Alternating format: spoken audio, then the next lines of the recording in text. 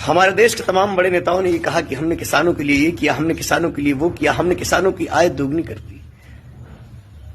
नहीं साहब, क्या किया तुमने किसानों के लिए? तुमने किसानों की आय दोगुनी नहीं बल्कि दोगुनी गति से माइनस कर दी। किसान जहां कल खड़ा था वहां आज खड़ा है।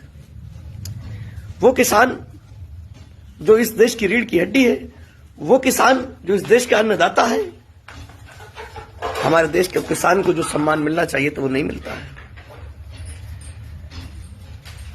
देश में लुच्चा लफंगा गुंडा किसी को भी कुर्सी मिल जाती है बैठने के लिए, लेकिन किसान को लोग कुर्सी देने के लायक नहीं समझते। कहते हैं कपड़े से बदबू आ रही है। साहब, कुर्सी के लायक तो वही है, तुम तो नालायक हो, बस लदे हुए हो, कुर्सी पे बोझ बने हुए हो। तुम्हें जिस पदवी पे बिठा दिया है, तुमने अपने पद की गरिमा का ख्याल नहीं रखा। तुमने पद की इकोनॉमी को खाया, खुद के सम्मान को खाया, साथ ही तुमने उसकी प्रोग्रेस को भी खाया, और तुम किसान पे उंगली उठाते हो। मैं उन लोगों से पूछना चाहता हूं जिन्होंने किसान आंदोलन में किसानों पे उंगलियां उठाई, गालियां दी, किस हद से तुमने किसान को गाली दी? ये बताओ। आप 2 घंटे गर्मी में खड़े रहो, 2 घंटे बरसात में खड़े रहो, 2 घंटे आप ठंडी की रात में खड़े रहो, मैं मान जाऊंगा कि तुम किसान को गाली देने के लायक हो।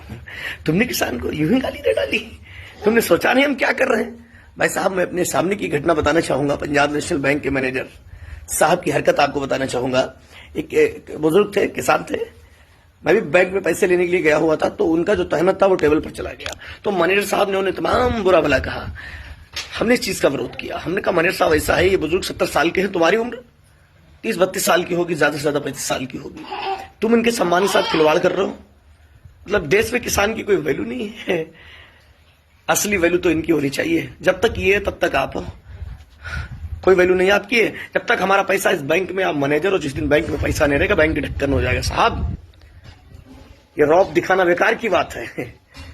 हालांकि मैनेजर साहब को समझ में आया, देर से समझ में आया। बुजुर्ग से उन्होंने हमारे कहने पर माफी मांगी, कहा कि हमसे गलती हो गई। तो साहब, ये हाल है तुम्हारे देश का, जहां लोग दूसरे के लिए नहीं अपने लिए जीते।